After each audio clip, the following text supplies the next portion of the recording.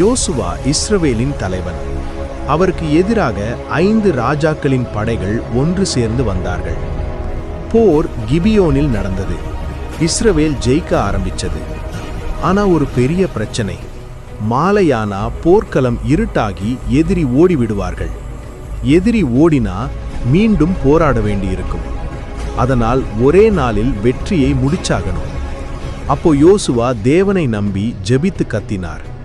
சூரியனே, கிபியோனில் நின்றிரு. சந்திரனே, அயலோனில் நிற்க.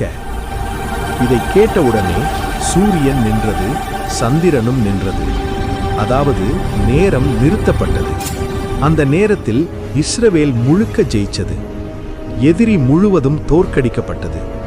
பைபிள் சொல்றது, அந்த மாதிரி நாள் இனி ஒருபோதும் இல்லையே. ஒரு மனிதனின் ஜெபத்துக்காக தேவன் போராடிய நாள்.